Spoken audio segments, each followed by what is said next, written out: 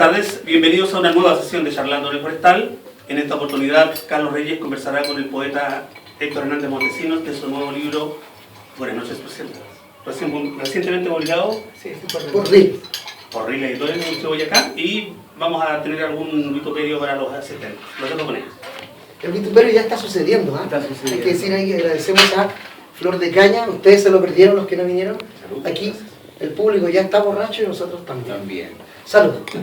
Bienvenidos, bienvenidas a esta nueva sesión de Charlando en el Forestal con el libro Buenas noches, Luciérnagas, de Héctor Hernández Montesinos. Es una ocasión especial para mí tenerlo él acá. Hace un rato ya veníamos flirteando con la idea de tenerlo, entonces cuando apenas salió el libro me fue entregado y lo leí, un volumen bastante, como ustedes ven, considerable. Bueno, vamos a ir conversando y yo voy a ir leyendo como siempre fragmentos del libro que a veces hablan más del libro y del autor que del propio autor, ¿no? O autora. A mí para hablar soy máquina. No, dice así: he pensado en una nueva estructura para mi libro, raro, con pedacitos de todo, como una novela escrita con artículos, prólogos, presentaciones, algo del diario virtual del cual tengo más de 1000 páginas, algunas entrevistas pertinentes, lo de mi blog. Quizás aprovechar de agregar fragmentos de mi tesis de licenciatura o de las investigaciones sobre poesía chilena que nunca publiqué. No sé, todo lo que he escrito como poeta pensado en la poesía, no como crítico, a pesar que regrese a la academia, sino como un autor, desde dentro del literario con su rabia, su deseo y su ternura, que de algún modo resumen estos más de 15 años ininterrumpidos de escribir. Ese es un poco el deseo detrás del libro, es un ajuste de cuentas, es un resumen, es una mirada retrospectiva, es una diacronía de tu carrera. ¿De qué se trata? Buenas noches, Luciérnagas, en el fondo. Bueno, el libro, desde que lo pensé hace el 2015, estaba en España y me di cuenta que tenía muchos materiales. Y materiales pueden ser correo electrónico, fotos, mil cosas. Y pensé, tenían como archivos digitales y pensé que se podían perder, entonces lo guardé en un archivo mayor. Entonces, cuando estaba en ese archivo, dije, aquí puede que haya un relato, que es lo que me importa a mí, un relato de tus materiales, cómo los junto. Y de inmediato sentí que había algo, una historia, ese relato. Y de algún modo sí, era como una novela. Así lo pensaste en tu Sí, mente. sí, la novela, y que tiene un formato melodramático porque es un jovenzuelo, siempre digo que emo antes de los emos, y que llega un taller de Balmaceda C15, conoce a su profesor Sergio Parra, conoce a los poetas, Pablo Lavaca, Gladys González, que son poetas que todavía están trabajando. Y que se mencionan a lo largo del libro Sí. abundantemente. Entonces es un poco la historia de este joven que empieza a conocer poetas y le pasan cosas. Entonces, como de algún modo una novela de formación o de formación, pero sí era... esa era la excusa para no pedir perdón o pedir disculpas de ciertas cosas, decir que era una novela o que era un ensayo autobiográfico. Ahora, para los que no lo han leído todavía, o los que lo han leído pueden dar cuenta de ello, claro, en tu mente es concebido como una novela, pero tiene de todo, ¿no? Tiene textos, ensayos, tiene ensayos sesudos, tiene reflexiones poéticas, tiene cartas, tiene mails, tiene chats, tiene prólogos, tiene copuchas, también tiene de todo, ¿no? Tiene este texto denso sobre literatura, poesía, cómo se escribe, de crítica, y de pronto su copucha. Es un libro que tiene múltiples entradas en ese sentido, ¿no? Sí, como ahora estuve en Concepción hace un poco menos de un mes, hubo una especie como de conversatorio también, y llegó un chico, una persona, y entonces me dijo, oye, yo leí tu libro, creo que tu libro es de farándula. Que puede ser una posibilidad, ¿no? Entonces yo le dije absolutamente, le dije, leíste súper bien porque en la página dice el SQP de la poesía y sí es farándula. Pero le dije, pero pensemos en la farándula de otro modo, así como cuando vemos los rostros de pintan la raíz en los futbolistas, vemos solamente el éxito de una vida, pero la farándula es entendida como un proceso mayor, en realidad trata sobre los fracasos de esas personas, de sus vidas miserables, de la pobreza, del dolor. O sea, para mí es importante saber que la mamá de Alexis Sánchez vendía, no sé, pan amasado. A mí me importa eso, como me humaniza algo y me hace cómplice. Saber que Alexis Sánchez, su mamá vendía pan amasado, o que, no sé, una modelo, no sé, sufría de bulimia, saber, ver los fracasos, no son los fracasos, pero no el éxito, lo contrario del éxito, que no sé lo que es contrario al éxito, y verlo lo humaniza, lo hace, bueno, y que los medios pueden usufructuar un poco del melodrama, pero a mí sí me interesaba saber que Alexis Sánchez no gana solamente, no sé, 20 millones por hora, sino que también su mamá venía avanzada. Sí. Entonces, en ese sentido, el libro también, o sea, hablo de la historia mía, la historia de mi amigo, y bueno, nos vendían pan amasado, pero era parecido, entonces Casi, como sí. Humanizar un poco lo que se piensa del poeta, el artista, el escritor, que solo se ve el producto de su obra, que son los lindos poemas o horripilantes, dependiendo. Entonces uno ve el libro, pero no ve la noche sin dormir, no ve la semana metido en una cama llorando, eso no se ve. Entonces me interesaba que ese aspecto, que puede entenderse como farándula, sea parte del proceso de escritura. sí, del Sí. proceso de escritura. Es interesante el libro porque además va entregando progresivamente una lectura diacrónica, ¿no? Uno siente que va avanzando en las décadas. Este joven muchacho que va, ¿no es cierto?, a este taller de Sergio Parra, que lee y se encuentra un día con el aullido de Ginsberg y le cambia la vida, ¿no? Y va avanzando en esto. Voy a leer un fragmento de otro texto del libro que dice así: ¿qué es un libro sino un mausoleo? ¿Qué es una cajita sino un ataúd? ¿Qué es una solapa sino un obituario? ¿Qué es una portada sino una lápida? ¿Qué es una dedicatoria sino las últimas palabras del autor en su libro y las primeras que uno leerá? Una síntesis sentimental de su obra en 4 o 5 líneas para alguien que también morirá. No es en ningún caso a modo de jactarse, pues un libro de un poeta muerto no es más que el triunfo de la muerte sobre la piel. Es otra sensación que no alcanzo a describir esta noche. Al comienzo del libro hay mucho texto con la muerte. Al principio lo pensé y dije, uy, qué triste, va a empezar triste. Luego empieza a cambiar, pero al principio, por eso elegí este fragmento, me llamó mucho la atención de que lo hablaras constantemente. Y me junté con este poeta, está muerto. Ahora encuentro la portada de este libro, firmado por tal otro poeta, está muerto. ¿Recuerdas a tus amigos muertos? Sí. Es que el libro de algún modo tiene un exceso de vitalidad que me sobrepasa, o sea, como el libro sigue provocando cosas en el mundo real, amigos que ya no son mis amigos por el libro, o gente que no era muy amiga mía y que es más amiga por el libro, entonces... ¿Pasó eso efectivamente? Sí, pasó ¿Hay ex eso. amigos y amigas a partir de esta publicación? Sí, claro, o sea, hay poetas que nombro ahí que por ejemplo, al verse en el libro o la entrevista, las cosas que se ha hablado, como ya me sacaron del Facebook. ¿Por qué arriesgarse tanto por la escritura? ¿Por qué poner en tensión incluso la amistad para hacer un libro? Porque creo que un poco lo que he hecho, no sé si me arrepiento o no, de poner la literatura antes que nada en mi vida. Antes incluso quizás que el amor, Eso es, incluso antes que el amor. que todo. Y de algún modo, y por eso tiene una caricatura en la solapa, en la edición quería que salga una foto mía, entonces yo le dije, no, una foto no corresponde a una foto porque en realidad el que está ahí es una caricatura de mí. De hecho, hoy día fui a la primavera del libro y... ¿Estaba oficinismo ahí? Sí, y estaba esto mismo en sticker, entonces me compré unos stickers de mí mismo. Maravilloso.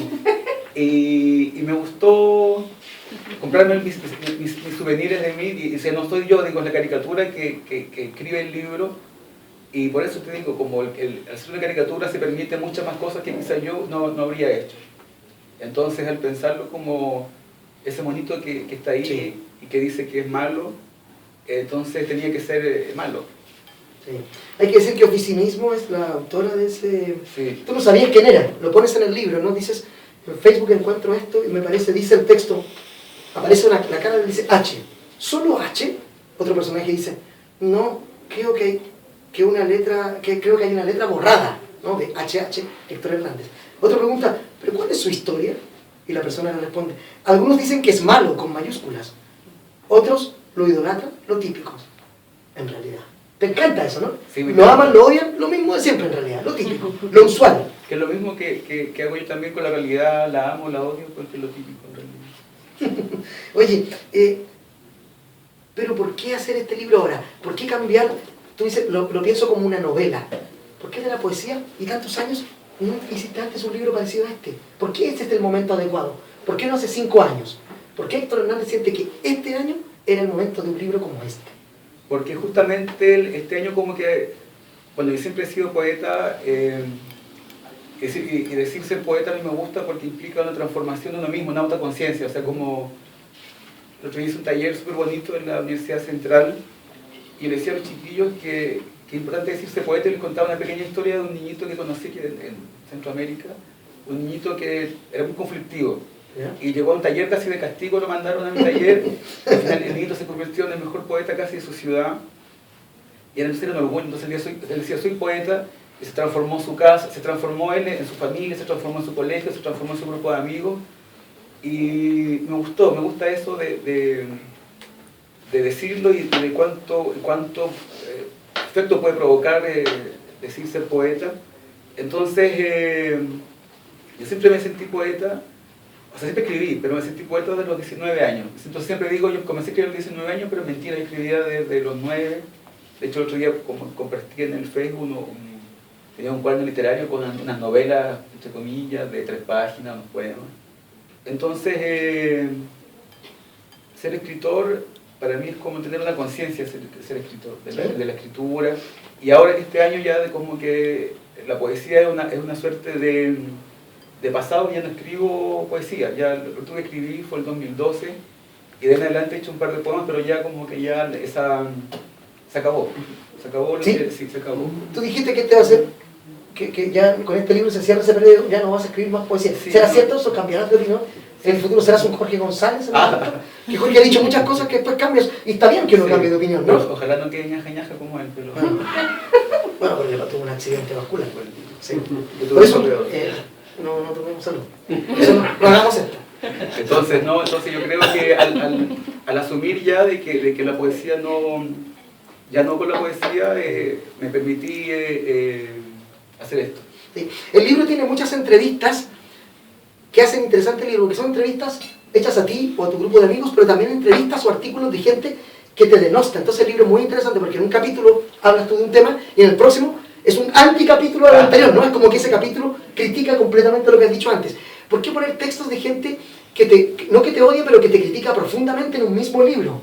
¿Por qué? Me gustó esa idea, ¿no? Habitualmente alguien no pone eso en su libro. Pone solo opiniones proclives a sí mismo o a sí misma, pero tú al revés, pones y le das varias páginas a esos textos y se desarrolla y uno los puede leer. Es gracioso, tiene mucho humor el libro además. Sí, lo que más me ha gustado de los amigos que han leído el libro, o no amigos, gente que conozco o no conozco, que me han dicho del libro que el libro es gracioso, Sí, que se han tiene cagado mucho de la humor. risa. Sí. Y lo cual me hace feliz. Porque sí, como es gracioso, por ejemplo, la Aure Lavaca, que es una poeta que es mi mejor amiga. Estuvo con nosotros acá, contando su libro La regla de los 9. Claro, entonces, por ejemplo, cuando nos peleábamos, cuando éramos jóvenes, de hecho, nos peleábamos mucho. Entonces, ahí pongo en el libro un correo que me manda, entonces, que me dice, ¿hasta cuándo le copia a Zurita? No sé, pobre huevón, no sé. Sí. Entonces, y también otros poetas, no sé, que el Tomás Harry, el Francisco Becker, un montón de poetas que decían cosas bien feas, nosotros bien duras, y ahí, en esa época, yo no tenía ni 24 años, y Pablo Paredes y Diego Ramírez tenían 21, no sé. Entonces, en realidad, fue bastante fuerte el trato con nosotros, o desde la academia, o otros colegas del medio. Entonces, y no es de victimizar, sino que justamente la razón para reírse mutuamente. Sí, hay mucho humor, hay que decirlo, ¿no? O sea, van a encontrar un libro que profundiza en el tema de la escritura, en lo escrituriano. Y de pronto, no es un libro denso, quiero decir, pero tampoco es un libro liviano, pero tiene mucho humor. Por ejemplo, quiero hacerte la misma pregunta que te hizo Gonzalo Ábrigo en La Nación el 8 de marzo de 2007. Y vamos a leer la respuesta, ¿no? Dice así. Dice, hay un verso tuyo que dice que los poetas de los 90 son fomes. Respóndeme en 2017 a esa pregunta, misma que te hicieron en el 2007. Son 10 años más fome. Aumentó. Sí. Hay más fome y más poderosos ahora. ¿Cómo es eso? Más poderoso. Pues hace 10 años, poetas de los 90 eran simplemente poetas de los 90, ahora son ex poetas de los 90, ahora pero trabajan en LUN, pues no sé, en espacio académico. Entonces son igual de fomes, pero ya son eran poetas fome, ahora son gente del mainstream, pero fomes. Sí. Bueno, en ese momento tú respondiste, es que son academicistas, crecieron al alero de la Universidad de Chile, nunca se cuestionaron lo que había sido la dictadura. ¿Cuál es entonces, cuando tú dijiste hace un rato, nosotros? Quiero que la gente que va a ver este video y que no cacha dice, ¿quiénes son nosotros? Está loco este tipo si está solo. Muchos en mí habitan, ¿cómo es eso? ¿Quiénes son nosotros? ¿Y qué diferencia esos nosotros de esos anteriores de esa generación? Cuéntanos un poco, resúmenos brevemente ese contexto que en el libro ocupa muchas páginas. Claro, lo que pasa es que cuando nosotros comenzamos a escribir, digo nosotros, el grupo de poetas, comenzamos a escribir fin de los 90, comienzo de este siglo, de este milenio, entonces la crítica o los amigos, los lectores, en un mundo sin Facebook, sin nada, se me empezó a decir como la novísima, como un grupo. La novísima, sí. Se llamaron la novísima poesía, ¿no? Sí, entonces como que pensaron que nosotros éramos tan idiotas que nosotros mismos nos habíamos puesto así, y fue en una entrevista que hizo Alejandra Costamaña que decía hasta la novísima generación de poetas, y ahí como que quedó como la novísima. Y ahí como que se empezó a leernos en conjunto, en bloque, y de algún modo pues nosotros nos causaba mucha gracia, así como... Porque éramos un grupo de amigos, como dice Paredes, éramos una pandilla. Yeah. Y a Paredes le gustan las pandillas y a mí también, creo. ¿Qué es lo que molestaba de ustedes a estos otros poetas? Es que teníamos mucha personalidad. ¿Eran jóvenes y como avasalladores? No, en realidad éramos más nerds de lo que parecíamos, ¿Sí? pero cuando a comienzo del siglo como que el campo cultural está viendo una transformación, entonces esa entrevista que hizo la Costamaña, apareció el LUN, Sí. cuando no aparecieron escritores el LUN, eso fue el año 2002. Entonces me imagino fue tildado de taquilla. Sí, ¿No? sí. Que siempre que un poeta, un artista, un escritor aparece en un medio de comunicación muy popular, ya se vendió, Claro. ¿cierto? Tiene un pituto o algo, ¿no? Entonces, claro, la primera entrevista que me hicieron fue el 2002 también, fue el 2001, salió en el Mercurio. La otra el LUN, entonces ya con eso, ya partir con el Mercurio y con LUN ya estaba destinado a ser un blanco fácil. Había publicado un libro relativamente joven y siempre tuve mucha personalidad. Y entonces eso provocaba también cierto escosor en un momento, en un campo cultural que todos querían ser más o menos correctos, pacientes, Se dio. temerosos, Sí, hablan mucho, tengo creo por ahí seleccionado el tema del miedo, ¿no? Sí. Que vamos a hablar más adelante. Aquí tengo otra, dice los nuevos detractores de Chile Poesía, el mostrador 15 de marzo de 2007, ¿no? Y aquí preguntan, dice, entonces a su juicio, ¿la poesía joven en Chile no es buena y carece de novedad? Yo creo que hay talentos de verdad. Hay muchos poetas jóvenes que tienen buenas ideas, pero lamentablemente muchos de ellos se quieren ir por el atajo y aquí lo que interesa dentro del contexto de la literatura es construir una obra. No interesa que alguien sea más famoso o más conocido que otro. Esas son construcciones mediáticas que no sirven de nada. Lo que interesa dentro de un corpus poético nacional es la obra, y eso es lo que muchos que ensalzan sus figuras mediáticas no tienen. Entre ellos Héctor Hernández. Tú pones este texto acá, que es una entrevista a José María Memet, ¿no? Por eso decía, el libro tiene esto, ¿no? Uno se sorprende de que tú pongas completa la entrevista en que se te denota claramente. ¿Por qué poner esos fragmentos? ¿Para que el público vaya haciéndose un constructo de cómo fue ese momento histórico? Porque a mí me causaron mucha gracia en su momento, especialmente con Memet, que es una historia que en otra parte de mí me acusa de que cometí un delito, y el delito fue que el año 2001-2002 un paseo en barco, en el contexto del primer Chile Poesía, un barco que salió de San Antonio a Valparaíso, y yo como un polizonte así casi de la picaresca me metí a ese barco. En ese barco iba Ernesto Cardenal, Juan Gelman, Adrián Rich, un montón de gente, Gonzalo Rojas, Zurita. Entonces en ese paseo en barco que fue precioso, que pasaron muchas cosas muy bonitas, en un momento yo quería ir a hacer pipí y me metí equivocadamente y encontré el gorro del capitán, que me pareció precioso. Y la cosa es que como que me lo probé, como que encontré que me quedó bonito, entonces como que me lo guardé. Digámoslo... Es un delito, no lo hagan ustedes. Sí, no hagan eso. Entonces como después nos fuimos a Paraíso y yo hacía como una especie como de doblaje, como ese mi mamá fonomímica de Vilachí, porque sé yo. Entonces, claro, después todo el mundo se interpretaron ese gorro y ahí me acusó de que me había robado una cosa del Estado y no sé qué. Y ahí se provocó un quiebre Y desde esa vez hasta ahora yo creo que si alguien tiene pesadillas conmigo del odio parío que siente por mí, él me... Mira. Pero está bien, o sea, como... Pero no lo hice de mala intención ni dañar el encuentro, sino que me pareció bonito el objeto, ¿no? El objeto de... y lo que significaba también apropiarme de algo bueno, lo leo ahora, no lo leí en ese momento así, pero como dicen ahora, como los anarco-hippies de una apropiación, una reapropiación. Una lectura nueva. Dice así, el propio Héctor, hay varios textos que a lo largo del libro tienen el mismo título, Ay de mí, que son textos en que tú hablas de diversos temas. Por ejemplo, acá dice, necesitamos de lectores enfermos que deliren, esquizoides, alucinados, para que esta enfermedad del lenguaje realmente pueda realizarse como materialidad y síntoma. La figura o el personaje del autor me resulta más bien una variable de estilos que de cierta forma son las materialidades con las que trabajas. Toda obra es fragmentaria hasta que su autor desaparece. Me parece un buen texto para hablar, para resignificar un poco este propio libro, ¿no? Ese uso de materialidades distintas, ¿no? Sí, que un poco lo que yo he hecho igual con el libro de poesía, o sea, los libros que yo publico en poesía son libros que tienen 500 páginas, 800 páginas. Y lo que hago ahí es juntar muchos materiales. El lector no se da cuenta de eso, no sabe si es un borrador o un texto o una versión de un poema.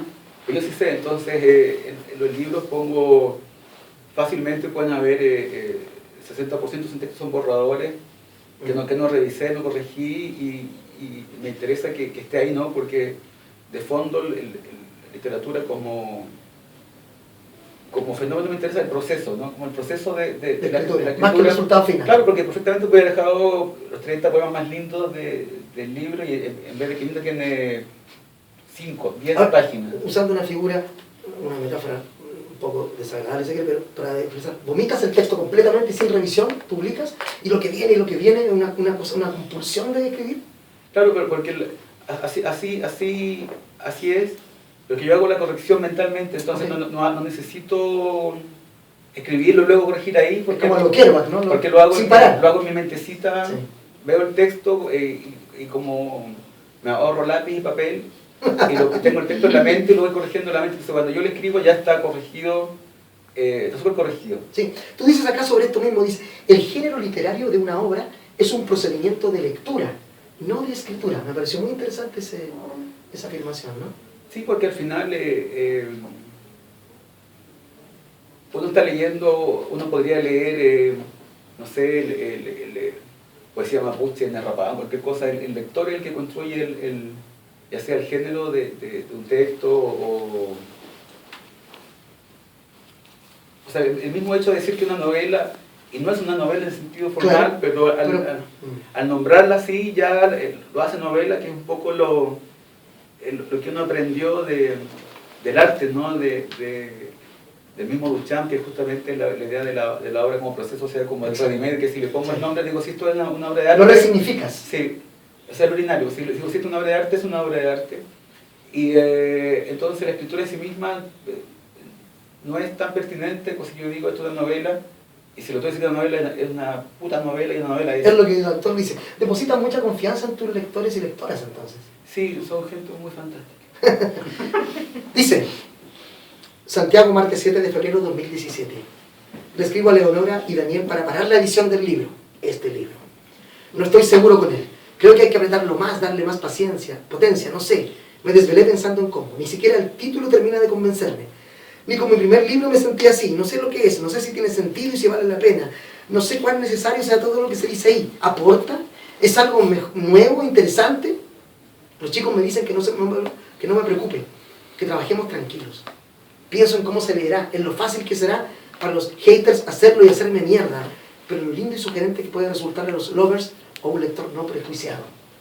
¿Todavía tienes miedo con el libro? ¿Se te quitó? ¿Sientes que es un error haberlo hecho? ¿Borrarías 1000 páginas y reescribirías todo de nuevo? ¿Qué te pasa con él? Sé que lo he pensado harto, como te decía, bueno, y como también tú lo dijiste, de que el libro ha tenido un periplo bastante curioso, ¿no? De entrevistas y reseñas, bueno, tampoco tantas, pero sí, entonces está tocando una fibra de algo que no estoy muy seguro de lo que es, pero me gusta, y como te digo, me gusta que el libro sea chistoso, que tenga esa lectura también humorística. Sí, como satírica incluso, ¿no? Sí, o sea, como... Me gusta que sea violentamente cómico, que humor, que sea trágico, o sea, al final es una tragedia, si el libro es un grupo de poetas de los novísimos que salen en los diarios, todo fantástico, pero en esa historia hay muchos amigos de nosotros que están muertos, que se suicidaron, o sea, los novísimas estuvieron en el centro de rehabilitación de drogas, hasta en la cárcel, en hospitales, en el manicomio, o sea, es una historia bastante trágica, bastante dolorosa, pero me gusta que el contexto sea cómico, porque realmente es una tragedia, es como el libro termina cuando ya yo me voy, ya estoy como súper un poco hecho mierda, entonces yo digo ya me voy a México y a los chiquillos no los veo mucho, entonces creo que el mejor contexto era el que pareciera cómico para el lector. Para despojarse un poco de esa cantidad de densidad, ¿no? De oscuridad. Oye, quiero que ahondemos en esta pequeña anécdota y por qué te impactó tanto esa lectura. ¿Qué pasó en tu cabeza y qué pasó en ese lugar? Dice, con Paula y la Vaca éramos compañeros en la universidad, qué sé yo, y ella va a un taller de poesía en el Centro Cultural Balmaceda 1215. Bueno, vamos, le contesté. Estaba a cargo de Sergio Parra. Me preguntó desde cuándo escribía poesía. No, yo no escribo, le contesté. Estoy aquí porque acompaño a Paula. A lo cual respondió, pues si te quieres quedar en el taller, tienes que escribir poesía, si no, te vas. Me sentí violentado y con un reto. Entonces ahí escribí poemas. ¿No? En una clase, recuerdo, él llevó el poema, Sergio Parra, Aullido de Allen Ginsberg, y explicó que teníamos que leer un fragmento cada uno de nosotros. A mí me tocó empezar. Jamás había leído algo así y todos estábamos alucinando. ¿Qué alucinaste con Ginsberg? ¿Qué pasó con él? ¿Qué te gustó de él? En ese taller, y ahora que hago talleres y siempre lo ensalzo y lo traigo a colación, es que, por ejemplo, uno, al menos, no sé, cada uno es bicho raro, o era y es, y de algún modo será también, un bicho raro en su contexto familiar o de tus compañeros de colegio, universidad, lo que sea, trabajo. Entonces, cuando estás en un taller, especialmente ese taller, llegamos, no sé, 10 bichos raros, y cuando hay 10 bichos raros juntos, ninguno es bicho raro. Entonces, era la primera vez que podíamos, al menos yo, construir una familia, así como elegir quiénes son mis hermanos, mis cómplices, ¿no? Entonces, esa fue la primera lección del taller, de que uno podía elegir con quién compartir la vida. Y lo segundo, que fue la parte del texto, que fue la comprobación de lo primero, así como cuando leí ese texto de Aullido, me tocó a mí, Sergio creo que lo recortó como la estrofa del texto, me tocó a mí el primero, entonces dice, ya, empieza tú. Entonces yo empiezo, he visto las mejores mentes de mi generación, destruida familia, y entonces, y mientras íbamos leyendo, como que me di cuenta que el poema, la poesía también podía hablar del dolor, de la rabia, del deseo. ¿Nunca había leído algo así? No. Un poema de ese tipo. Claro, en mente como que, y pasó la poesía, no escribía poesía, porque encontraba que era como ridícula, cursi, porque tenía en la mente los piececitos y la noche triste, sí, cuando se cae, no sé qué. Entonces, podía también uno tener rabia en el poema, podía también... Era válida. Sí, sí. También dijo Sergio, sí, se puede escribir así, me dijo, claro, se puede escribir así. Y ahí fue el momento que yo dije, ya, entonces dije, yo quiero ser poeta, no sé muy bien lo que es ser poeta, pero si se puede hacer esto, yo quiero hacerlo. Sí. Más adelante, tú vas narrando esta historia y termina más o menos así en otro capítulo. Dice, en un rincón del cinearte Alameda, que está muy cerca, se distinguía esa noche el mechón verde apoyado en un majestuoso sillón rojo.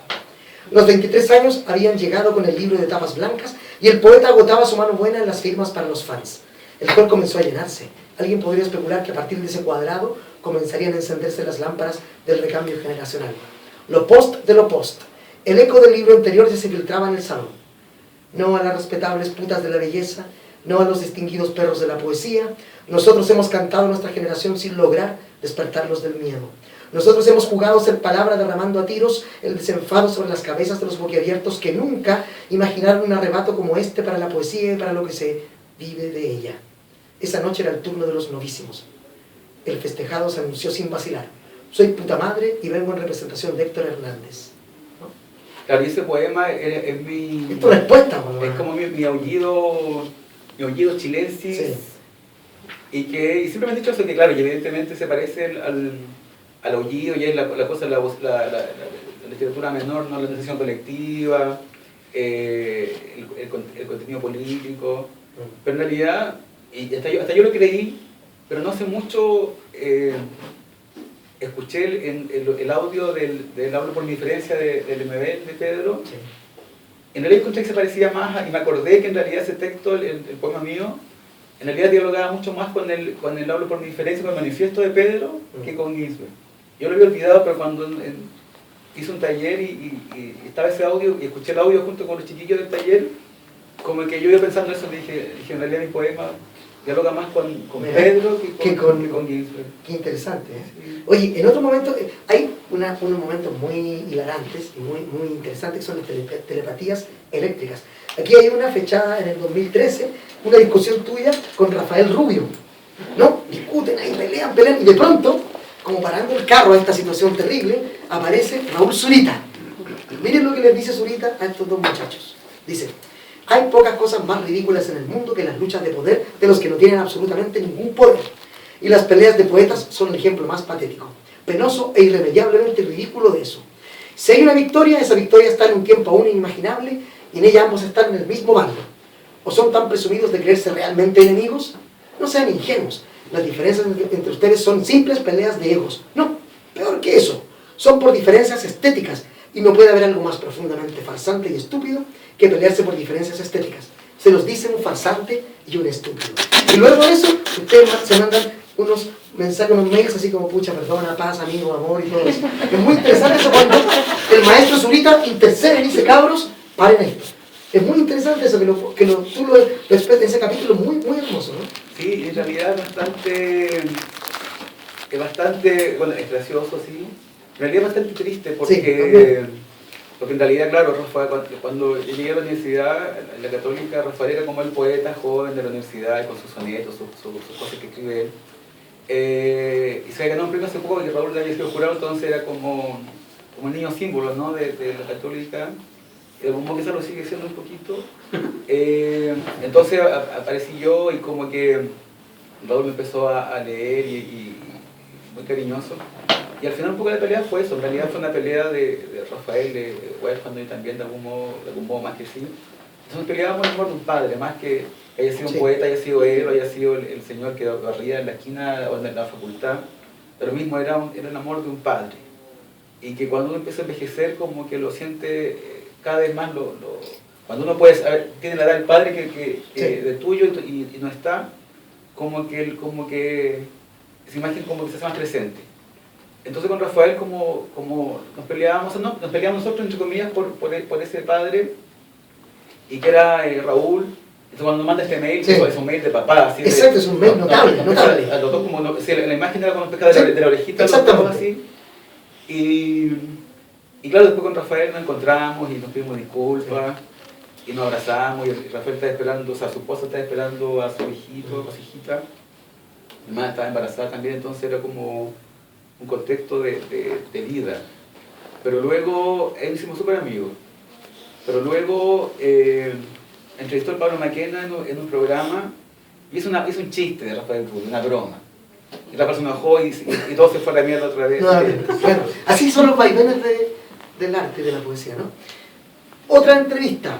Esta es de... Aprovecha, yo hablo así más para que tú aproveches de... Gracias. Los novísimos, el canto de un amanecer, por Felipe Ruiz. Memoria para optar al título de periodista en la Universidad de Chile 2008. Me dijiste recién que no te gusta sentirte identificado con el concepto generación. ¿Cómo te ves tú en relación a La Novísima, este grupo, ¿no es cierto?, de poesía, de gente que hace poesía? Es una pandilla básicamente, como lo dijiste, ¿no? Porque si uno lo lleva al término etario, yo te podría decir que hay un montón de poetas de mi edad con los que no coincido para nada. También por el otro lado está José Ángel Cuevas o Raúl Zurita, que, pese a no ser de mi edad, los siento muy cercanos.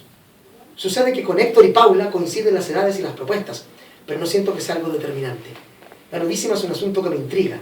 En algún momento pensé que era una lectura apresurada, pero ahora lo veo con otros ojos. Siento en buena medida que los novísimos se muestran como una nominación del lugar, etc.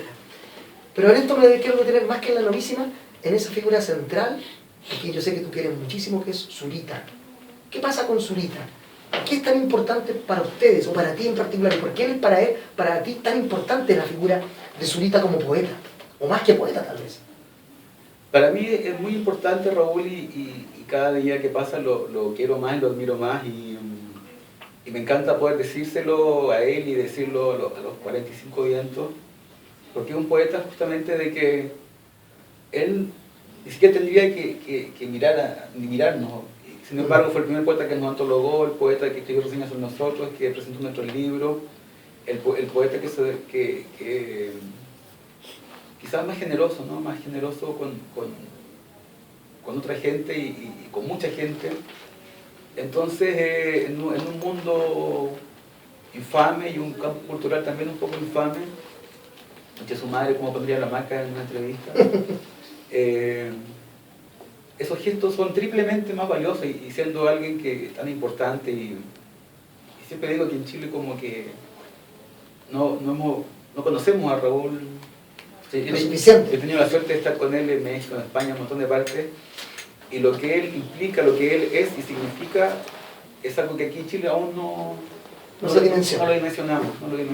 Sí. Y poder tenerlo vivo y cerca nuestro es muy, muy importante, y en mi caso particular, así como yo lo conocí, hubo un concurso en el 99, que era un concurso se llamaba Poesía Online, del INJ, que es el hub de ahora, y había que mandar un poema por internet. Y el concurso en realidad era hacerle propaganda al internet más que a la poesía, porque en el 99 internet no era lo que es hoy. Sí, lo narras acá. Sí, entonces mandé ese concurso y ahí gané. Entonces fui a La Moneda, la premiación, y el jurado ahí era Carmen Berenguer, Zurita, había otros poetas más. Y ahí, claro, como todo se me acerca y me dice, uy, tu poema es fantástico. Sí, pero antes hay una cosa muy interesante en el texto. Cuando tú lo estás leyendo, ves a Zurita que hace movimientos, pues sí, se hace cosas, gestos raros, y dices, no le está gustando el poema claro, a Zurita. Y no sabes quién es en ese momento. Claro, ¿Quién es este señor que se ve muy molesto? Y ahí sí, pasa sí, esto, porque el concurso del poema decía que, no sé, 30 líneas, mi poema tenía 300 líneas, era así, gigante. Entonces le dije, bueno, si me gané el concurso, pues ya leo todo el poema todo y se lo aguanto nomás. Y así que leí todo el poema, entonces como que yo veía a la gente así, como veía que Raúl como, y después ahí se me acerca y me dice, oye, tu poesía es fantástico, escríbeme, llámame al teléfono. Y ahí se conectan. Sí. Pero ahí no lo llamé porque me dio, no sé, como... ¿no? Y ahí se me acerca Paula y me dice así como, oye, ¿qué te dijo Zurita? Le digo, ¿quién es Zurita? Así como, bueno, el que te acaba de saludar. Y dije, ¿quién es Zurita? ¿Qué ha hecho Zurita? ¿A quién la ha ganado? ¿A quién la ha ganado? Ese tal Zurita. Me dijo, mira, bueno, se tiró ácido en los ojos, se pajeó en público, se quemó la cara. Sí. Y dije, ay, me encanta, es fantástico. Claro, eso pueden leerlo ustedes en un capítulo especial del libro con mayor detalle, ¿no?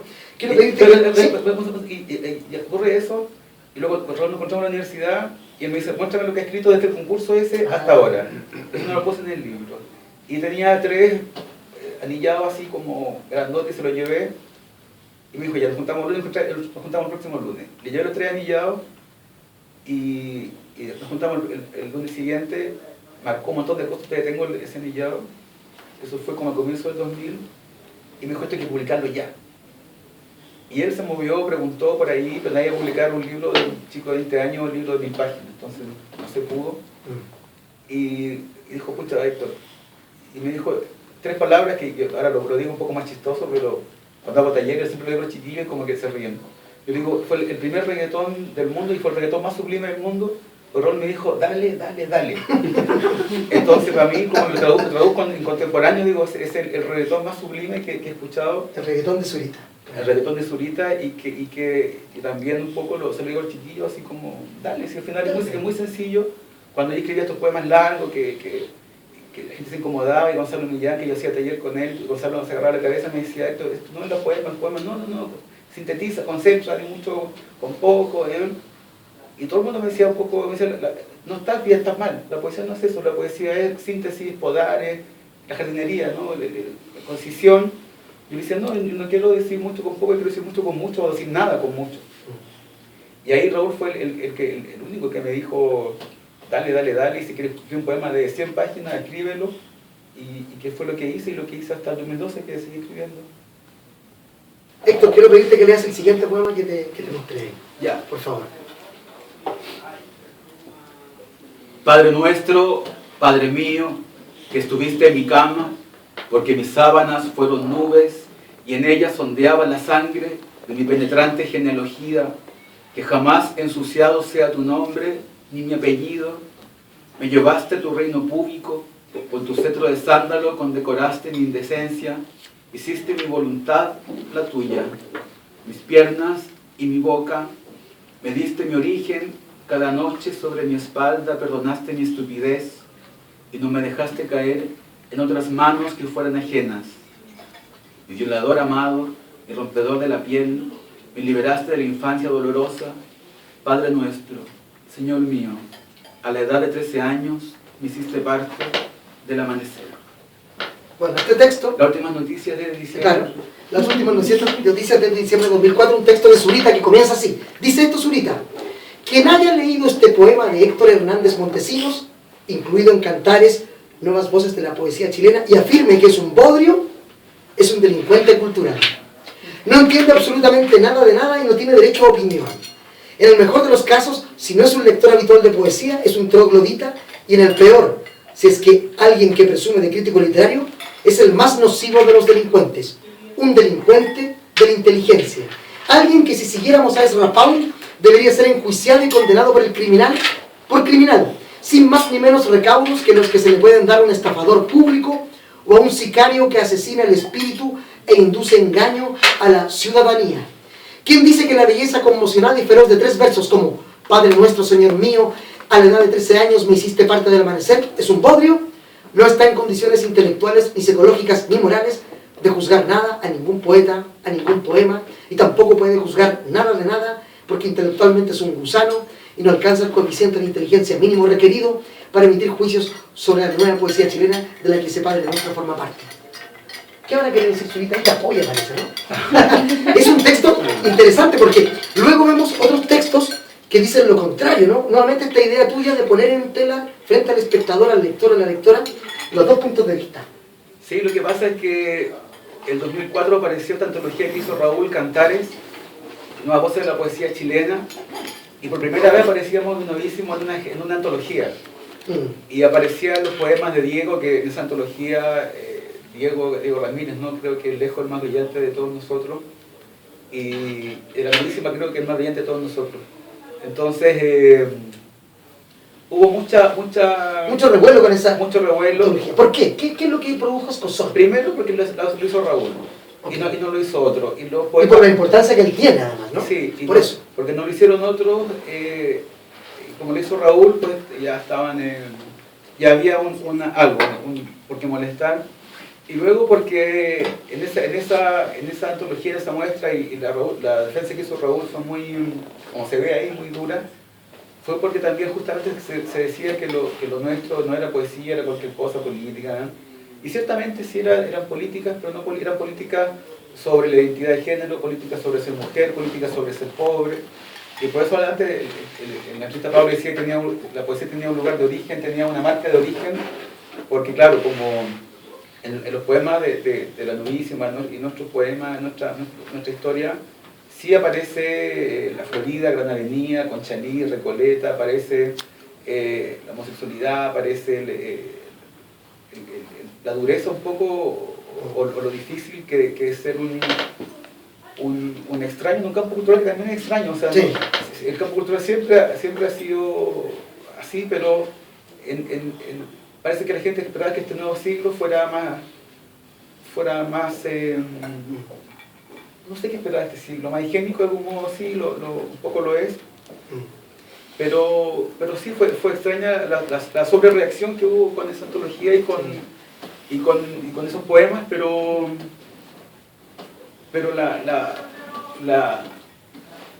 el libro tiene ya más de 10 años y fue un acierto. Sí.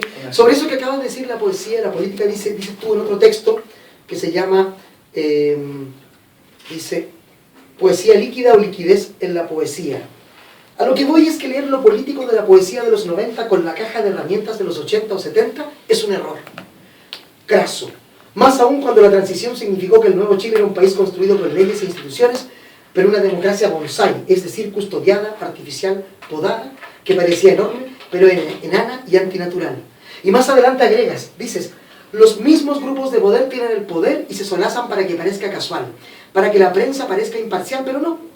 Llevo cerca de una década en esto de la literatura y sigo viendo los mismos en las entrevistas de los diarios del duopolio, a los mismos peleando sobre el auge o la vigencia de la narrativa, a los mismos cambiándose de transnacional, que son todas casi de un mismo grupo de accionistas del Banco Santander. ¿No? Yo justo ayer me hice una cuenta del Banco Santander. ¿Viste? Y yo cambié ayer, fui a un Valevista, sacar un Valevista del Banco Santander. Todo calza, todo tiene relación. O sea, como también la parodia, o sea, como no me extraña, y yo creo que es parte de mi sentido del humor, que posiblemente termine publicando yo un libro en la internacional, y ya la entrevista que han salido, la tercera, son parte del duopolio. Entonces también es parte no es un heroísmo sin alegría, sino que es las contradicciones, es un campo cultural contradictorio, y ser contradictorio quizás es lo más peligroso, ¿no? que lo más que puede molestar a la gente, de que todos dicen así como, cuando alguien por ejemplo dice, yo nunca voy a cambiar, a mí esas personas me dan miedo. Lo que más hacemos en la vida es cambiar siempre, ¿no? O sea, como alguien que no cambia, no quiere cambiar, alguien que me produce un miedo atroz, alguien que antinatural, no sé, como... Sí. Desde que nacemos lo único que hacemos es mutar todo el tiempo, ¿no? Cambiar de posición, de punto de vista, ¿no? Entonces ser contradictorio o estar en los márgenes o los bordes de las identidades te hace un terrorista cultural, o sea, como... O sea, así, de derecha, de izquierda, un poquito así, un poquito allá, cómodo. Cuando en un mundo de transparencia, pues la contradicción, como decía Parra, ¿no? Lo opuesto sin contradicción, como un poco el Tao, ¿no? Entonces, pero es una broma a largo plazo. Es una broma así media martiniana que después se va a cumplir y todo lo que dije contra todos los 90 en realidad lo estoy haciendo contra mí mismo. Pero todavía faltan un par de años para que se cumpla. Para que la gente se ría. Para el plot final. Para cuando yo sea todo lo malo que dije de ellos sea yo, ahí el chiste se va a entender, pero todavía falta un poquito. Bueno, esperemos que no lo logres. Lo voy a lograr. Oye, dice acá, escribo libros de 1000 páginas, pero si pudiera escribiría libros de 5000. Y no es por el ego dañino, ni la vanidad, ni el talento, ni nada de eso. Tiene que ver con lo contrario. No hallo en las palabras lo que siento. No me bastan para poder explicar y explicarme esa herida. En la poesía chilena me encontré yo. Me inventé desde ahí a los 19 años para salir de la mierda que era mi vida. Por eso todo esto es mi vida, no mi hobby, ni mi modo de hacer carrera, ni mis horas libres, ¿no? En el taller que dimos con Germán Marín en la Neruda por lo del seminario, yo les decía, claro, a los chicos que odiaban las palabras, que odian el lenguaje, que no quiero leer sus poemas, pues en mis talleres nunca leo poemas, no creo en los poemas, ni siquiera en los libros, sino que busco algo más allá, en la obra quizá, en lo que significa el autor y sus pérdidas, sus renuncias, su rabia. Ahí hay una declaración de principios, ¿no? Sí, porque hice un taller la semana pasada que me conmovió mucho y reafirmé un poco ciertas cosas que intuyo y que creo. Es, por ejemplo, de que los poemas, los libros, todo eso se puede corregir, reeditar, se puede hacer mil cosas. Pero la vida no, es solamente ese momento en los millones de universos que existen y existirán. Una decisión es solamente ahí. No hay posibilidad de rehacerlo. Y entonces la vida para mí es mucho más importante que los poemas, porque los poemas uno puede, se corrigen, se cortan, se alargan, da lo mismo. Pero la vida no, entonces es mucho más difícil tener cosas que no hiciste o que no dijiste, que poemas que aún no se cumplen. Entonces ahí soy absolutamente vitalista y los poemas está bien, pero como decía antes, el lector es el que lo inventa y es la vida la que les da un sentido, como en el taller. A los chiquillos les decía yo, les dije, a ver, analicemos este poema. Esta mariposa azul es mi alma y vuela hermosa. Entonces, ¿qué le parece ese poema? Decía, ay, qué cursi, el alma, no sé qué. Yo le dije, ya, el poema es cursi, espantoso. Pero pensemos que ese poema lo escribió una mujer que estuvo 35 años detenida y que fue torturada en la cárcel y que sale, y lo primero que ve una mariposa y escribe ese poema. Cambia. ¿Qué pasa? José, me pongo a llorar. Entonces, el texto en sí mismo, no se puede leer el texto sin la vida que lo acompaña, sin la vida que está atrás como digo, la noche sin dormir, los cabezazos en la pared. Entonces, por eso los poemas en los talleres y en la realidad misma, como a mí los poemas está bien, se corrigen, se cambian, pero si no está la vida ahí, o el proceso, ¿no?, que es la propia existencia, pues no me interesa. Y por eso los libros, cuando leo un librito de poemas, libritos cobardes, ¿no?, de 30, 40 poemitas bien escritos, bien revisaditos y bien peinaditos con gel, con gel íntimo más encima, pues no me pasa nada, no me conmueve, porque no está el equívoco, no está el error, no está la vida. O sea, como si la vida de uno son 95% de desaciertos, de caída, de jugo. Y para mí un libro, si no representa eso, pues es cualquier cosa. Un libro jugoso. Sí, ¿no? sí, sí. Ese concepto interesante.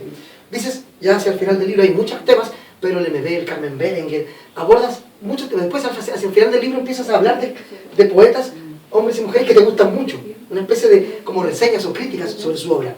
Y en un momento dices al final, Buenas noches, Luciérnagas es un libro sobre la búsqueda del amor, de amar, de sentirse amado, tanto en lo concerniente a pareja como en los sentimientos que se producen en el campo cultural, en el literario, en la comunidad de escritores, lectores, amigos, enemigos, que somos todos de todos. Amor como sinónimo de luz, en tantas formas que lindan con sus opuestos, sus contradicciones, sus límites. En torno a la portada, ¿no?, dices más adelante, una vez que finalmente llegué al título del libro se me vino a la mente un collage que hice en el 2002. Es decir, hace 15 años. En él un hombre cómodamente sentado en una suerte de satélite mira el cosmos a su alrededor. Me gusta su actitud, su seguridad ante el imposible vértigo de la caída en el universo. Las estrellas a su alrededor en una imagen parecida a la de las luciérnagas que vi en Guatemala y en menor grado en Temuco. El hombre que está ahí a punto de caer, ¿no? Es una buena imagen. ¿Te sientes así a veces? Alguien que está a punto de caer al precipicio pero no cae. ¿Y tiene una actitud relajada ante eso? En realidad me siento más como el satélite. Sobre el que alguien está en esa posición. Sí, como que me siento cargando muchas cuestiones y quizás me siento más como el satélite. ¿Y el satélite que orbita en torno a qué mundos? A los mundos más interiores, más oscuros que la luz. A mí el universo, me gusta el universo, siento que lo que uno escribe, y uno como uno y uno como humanidad, tiene que ver con el universo, así como no hay otra cosa, como el hecho de que la estrella y las luciérnagas sean un poco lo mismo, y también las palabras, y esa es como un poco la idea que bueno, está como transversal, ¿no? De que el que lee está iluminando, o sea, como una vez tuve un sueño, y cuando niño no soñé que alguien leía un libro, pero salía la luz de los ojos. Y siempre me quedó y sigo creyendo que cuando uno lee está iluminando lo que lee. Entonces por eso te digo que el lector, el que crea el texto, es lo más importante. Porque el lector ilumina el texto literalmente, lo ilumina porque lo engrandece o lo confronta o lo desmonta, pero también lo ilumina así como... ¿De sí mismo? Sí, con la lucecita. Entonces, creo que el universo es un lugar con mucha luz y creo que es el horizonte, ¿no? Para algunos el horizonte es el país, no sé qué, pero para mí es el universo. ¿Sí? Creo que ahí estamos, ¿no? Como... Sí, ahí estamos. Dices en otro momento del libro, la poesía más brillante en los últimos 40 años es la que se hace en Chile en tiempos de penuria. Hablo de Estela Díaz Barín, Gonzalo Millán, Raúl Zurita, Carlos Cosiña, Carmen Berenguer, José Ángel Cuevas, Bruno Vidal, Nicolás Miquea, Alexis Figueroa, Antonio Silva, Elizabeth Neira, Jaime Pinos, Cristian Formoso, Rodrigo Gómez, Paula Lavaca, Arnaldo Donoso, Daniel Rojas Pachas, Roxana Miranda, Víctor Munita, Pablo Paredes, Diego Ramírez, Gladys González, Andrés González Berríos, Matías Tolchinsky, Francisco Ide, Juan Carreño, Roberto Ibáñez, Sebastián Duarte, Victoria Espinosa, Samuel Espíndola, Yerko Medina y un largo etcétera. Bueno, ahora dejaría... ¿Sacarías de esa lista a alguien? Dejaría como a 5, ¿no?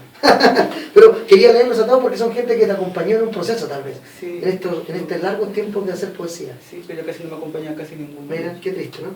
La soledad de la No, qué triste para ellos, porque estoy feliz. Oye, hay una pregunta que tú te haces al final del libro y la respondes, y quiero ver si sigues pensando, igual como escribiste esto hace unos meses atrás. Claro, porque este libro, claro, son textos más o Algunos menos sí. antiguos, o sea, Sí. y no es lo que yo como pensaría ahora Exacto. sobre...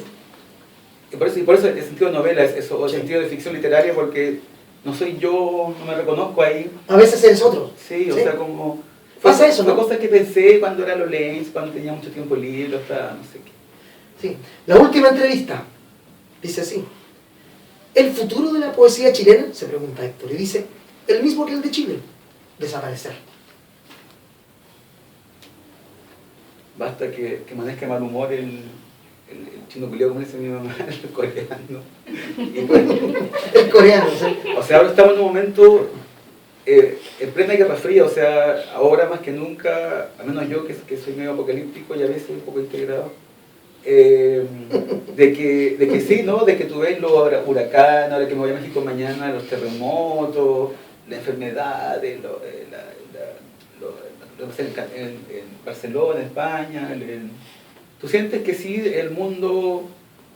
Es una sensación muy peligrosa, ¿no? De que el mundo no es un buen lugar para Es un vivir. lugar seguro. No es un buen lugar. Y esa sensación es peligrosa, porque el otro día, por ejemplo, tomé un taxi, y el taxista se pasó un poco de donde íbamos, y yo le dije, pucha, se pasó.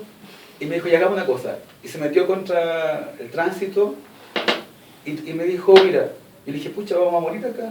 Me dijo, mira, el mundo está cayendo a pedazos y que yo ande un poquito contra el tránsito, no pasa nada. Entonces, ese pensamiento es súper... es heavy porque se rompe el contrato. Entonces, si tú dices, sí, claro, si el mundo está cayendo a pedazos... Tienes razón, dijiste. ¿Qué importa que ande contra el tránsito? ¿Qué importa que robe un banco? ¿Qué importa que mate a otra persona?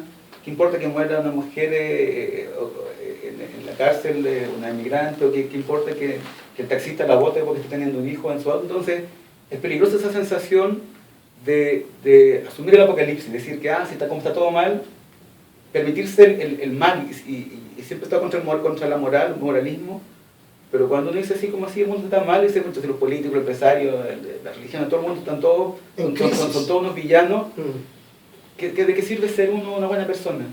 Entonces, el apocalipsis social, global, te permite, o te está abriendo una brecha muy peligrosa, ¿no? En que asumir que el mundo ya se acabó. Y por eso yo soy como optimista a pesar de que pasan mil cosas, y por eso insisto en los talleres, insisto en conversar, y te digo, el libro es una excusa para conversar sobre cosas que sí me interesan mayormente, como la vida, cómo nos pensamos, cómo nos escuchamos. Entonces, cuando internalizamos el apocalipsis, internalizamos el quiebre de todo, es duro y es fuerte. Y por eso la literatura sí me pareció ser una tontería de algún modo, pero, al lado de esto, pero justamente, y por eso vuelvo a Raúl y vuelvo a ciertos gestos, ¿no? de amistad, de fraternidad, de complicidad, de cariño, de hermandad, de alegría, que la literatura todavía, en el campo cultural o en el campo literario todavía se está dando, y un gesto de escucharse, ¿no? Y de escribir un poema y te lo quiero leer, ya léemelo. En ese gesto está el apocalipsis no entra ahí. Sí. No entra el apocalipsis, no entra en la crisis de todo, o sea, como ese pequeño gesto entre que dos adolescentes escriben un poema y el amigo le dice, oye, lee un poema, ¿podrías escuchar? Ya, dale. En ese gesto está el siglo XXII y de algún modo el paraíso también. Si el paraíso en realidad es ser escuchado, si eso es lo que todo, de algún modo, no es el amor ni la esperanza, nada, simplemente ser escuchado. Bien. Oye, quiero agradecerte esta conversación hoy día. Yo invito a todos a leer y a todas a leer este libro. Es un libro muy disfrutable, un libro que yo disfruté. Yo creo que lo disfruté tan rápidamente tal vez como lo compilaste, ¿no? Tiene humor, tiene crítica, tiene delirio, tiene poesía, tiene vida, tiene muerte, tiene oscuridad, tiene luz. Tiene esas luciérnagas que conociste en Temuco, que te impactaron. Tiene todo eso. Es un libro de poesía, pero tampoco es un libro de poesía, ¿no? No es un libro de poemas, tampoco es una novela, es una mezcla, es un híbrido. Y a mí me gustan mucho los libros, las hibridaciones, ¿no? Estas mezclas de chat, mails, discusiones, textos súper serios, más densos, menos densos. Yo invito a todos y a todas a introducirse en este libro. Es un libro que se lee muy rápido, a pesar de la... ¿Cuántas páginas tiene? 428. Pero es un libro que se lee veloz y es un libro que retrata un periodo de tu vida, un periodo de la historia de Chile, de nuestro país, de su cultura, y se proyecta hacia el futuro, hacia el final. A mí me gustó, lo pasé muy bien con el libro. Sí, de hecho se proyecta, de hecho como que hay un tomo 2. Hay un tomo 2 del libro que, claro, porque este libro es muy, de hecho ahora que se presenta en México, qué sé yo, tengo un poco de pudor porque siento que el libro es muy local, son como, nadie conoce afuera a Rafael Rubio, nadie sabe quiénes son esos monos. Entonces nadie va a entender los chistes, nadie va a entender nada. Pero es un poco lo que me pone, digo ya. Pero cosa de la segunda parte, que es como la continuación, es cuando ya de México, cuando ya conozco otros países. Se abre el mundo. Se abre el mundo. Y sí puede ser leído en esos lugares. Entonces ahí sí. Entonces Sí. esa es la otra parte. Ahí nosotros no vamos a entender nada. Claro. Pues. Oye, espero ver libros pronto tuyos. Busquen Buenas noches, Luciérnagas, de Héctor Hernández Montesinos, editado en la colección Aérea Carmener de RIL Editores. Si no, los chiquillos Ril han sido Eleonora, Daniela. Han sido... La padecieron, ellos padecieron Sí. el libro, hay que decirlo. Aquí dices tú, ¿no? Este es el último día que puedo hacer algún cambio al libro, Sí, antes sí. de irse a la diagramación, o sea, hasta el final. Si no, es una pesadilla en persona y como Sí. autor y como todo, entonces le agradezco a ellos la paciencia. Yo le dije así, hoy tengo un libro raro que era el nombre original. Sí. Me dijeron, ya, a ver, manda, y dije, mira, sí, vamos con tu libro. Entonces, pues, como que Tiene hasta dibujos tuyos, miren ahí. sí, tiene y un montón de cosas, entonces le agradezco mucho a ellos la confianza. Bueno, te agradezco a ti también Sí. en esta conversación muy grata, le agradezco a mi amigo, a la gente que está acá con nosotros, le agradezco también al Ron Flor de Caña de que nos ayudó mucho. nos ha Hay que ayudado. decirlo. Fue un aporte notable. Nosotros la lengüita agradecemos, ¿no? Les voy a mostrar también un poco esto que de algún modo es un Eso proyecto, es un libro, es un proyecto que hiciste tú. un proyecto hermoso que Se es, llama no, es una, Flor de Caña. o sea, es una antología de poesía, Sí. pero a nivel de mundial y literalmente mundial, de gente de los Y está cuatro, sí, sí, pues, yo. ¿Dónde está ahí? Muestra. Entonces ¿Qué página? hay poetas de los 4 continentes, no sé si hay gente de la Antártica haciendo poemas, pero bueno, si hay, son los 5 continentes y es un proyecto que se hizo y que es muy curioso, ¿no? De que esto viene, tú compras el ron y viene una Sí. cajita con un libro de poesía. Muy excelente. no sabía. Entonces esta unión de la literatura y el alcohol... Lo mejor de dos mundos. Lo mejor de dos mundos. Lo ¿ah? mejor de dos mundos es el alcohol y de la literatura. Exacto. ¿No? Entonces son proyectos que justamente, como te decía, estas cosas que son gestos muy simbólicos de compartir. Súper bonito, yo no sabía esto, me acabas de sorprender gratamente. Entonces también por eso mismo, como que son gestos de que, o sea, como que no gana nada con hacer esto, pero sí lo hace, entonces como son gestos de Sí. curiosidad, de lectura, de apertura Aquí está de tu un texto. mundo. claro. Héctor Hernández Montesinos, página 65, ahí está tu poema o tu texto. Sí. No tiene título. No. Mira. La ciudad sorprende desde las luces que la componen y que son su especie de conjunto de constelaciones. Así, ¿verá? Ahí está entonces, Legado de Generaciones, Antología Poética, Ron Flor de Caña, Legacy Edition. Ahí está. Miren, Sí, así que está buenísimo. muchas ¿eh? gracias. Oye, no sabía esto, me sorprendieron. Y tenemos también de regalo acá. Para todos los que vinieron, a todas y todos ustedes. Oye, un aplauso para Héctor y para ustedes. Flor de Caña, muchas gracias por estar con nosotros aportándonos con un poco de ron exquisito y esta revista. Y bienvenidos en una próxima sesión aquí a Queleo Forestal. Y cuando salga el próximo libro, tomo 2, vas a estar aquí contándonos qué pasó con el 1, cuántos enemigos tienes, cuántos menos amigos tienes y cuáles enemigos y nuevos ex amigos tendrás por el número 2. Ojalá que con Flor de Caña también. Eso. Muchas gracias. Nos vemos en otro Queleo Forestal.